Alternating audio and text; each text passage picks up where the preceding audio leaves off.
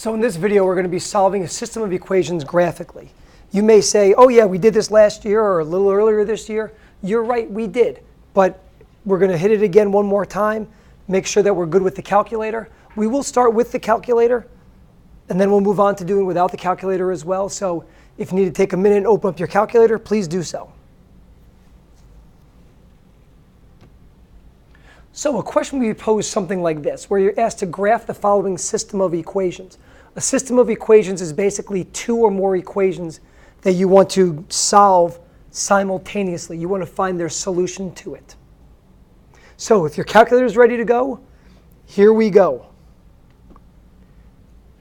Take a minute and write down these steps. And after you write them down, perform these steps on your calculator.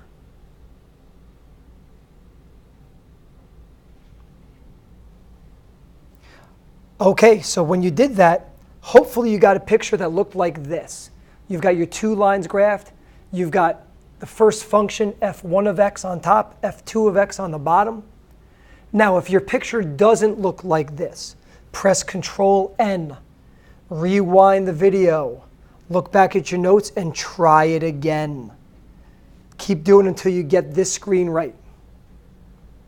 So now let's continue, because there's some really good things we can find here. One of the things that we want to be able to do is to find the intersection. We want to find the point where the graphs cross. I know on ours it looked pretty clear, but oftentimes it's not going to be an integer value. So pause the video for a minute, write down these steps, and then see if you can find the intersection.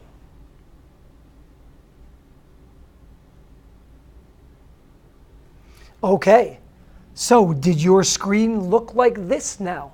Did you find that intersection to be labeled at 2, 0? If you follow those steps and press enter a couple times, it will label that point of intersection for you. The coordinate is 2, 0. Hey, if it didn't work for you, go back and do it again. Take a moment and do it right. Now, the one thing we want to be able to do is to transfer this graph onto our graph paper. So a way to do that is to show the table on the graph. So if you want to take a moment, let's pause the video and let's copy these down, and then press these and copy down the table onto your paper, and then plot the points on your graph.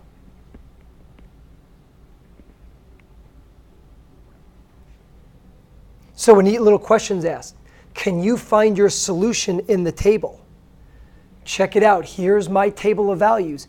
Can you see where the solution's located? Can you see why the solution is there? Did you notice that when x equals 2, the y values were the same? This is the value where the first function of x is equal to the second function of x. That is true at x equals 2, and their output is at 0. Very nice. So now, maybe you plotted some of your points. Did you then connect your graphs? So what I did was I plotted the point 0 and 4, and then I plotted 1 and -2, so 0, -4 is down here, 1, -2. I plotted 2, 0, there's my next point, and then I kept doing my points. I went up a couple. I also followed my slope and went down a few. Now when you plot the next one, plot 0 and 3. Okay, 1 and 1.5, I'm not really good at plotting halves, so I'm going to plot 2 with 0. There's my intersection. Again, 3 and -1.5, not too sure about that, but maybe 4 with -3. I'll plot that point there. And then I'm going to continue my slope. I go down 3 and to the right 2, down 3 and to the right 2, or going backwards, up 3 and to the left 2. I draw my two lines. I should probably label my two graphs also, right?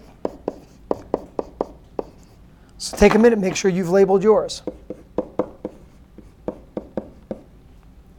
Label your solution as well. Just take a minute and make sure your graph looks like mine.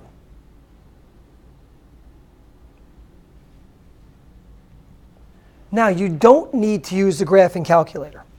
But if you don't use the graphing calculator, you got to show me a couple things. You're going to have to either show me your own table of values. Or maybe you're going to show me the x and y intercepts. Or maybe you're going to identify the slope and the y-intercept. You're going to tell me each of those things. So you've seen a table already. So let's take a look at some of the other ones. So the first line I'm going to graph is the top one, the 8x plus 4y equals 16. You might remember that's in standard form. So when it's in standard form, we can do the cover-up method, if you will.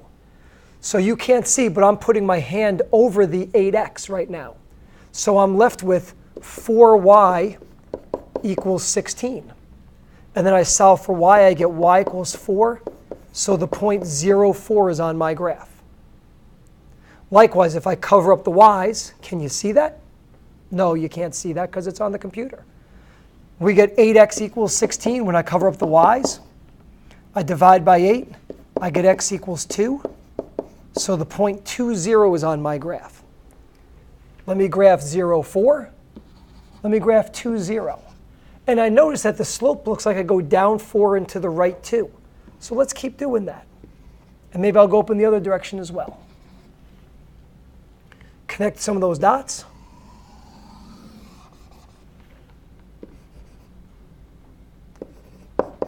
(8x plus 4y equals 16). Now let's graph the other one because that's in its slope-intercept form. So maybe what I'll do is I'll write down that for y equals 2x plus 8, I'll write down that the m value is 2 and that the y-intercept, the b value, is 8. So now I'll go plot my points. I'll start at my y-intercept, and I'll do a slope of 2. Well, maybe I should go the other way as well. Oh, look, look, look, I got my intersection. Plot a whole bunch of points. Draw my graph. Label my graph. Label my intersection. It looks like it's at -1, 6. So if you're not using the calculator, make sure you identify the intercepts or the slope and the y-intercept as well. Or use the calculator and get the table. Your choice.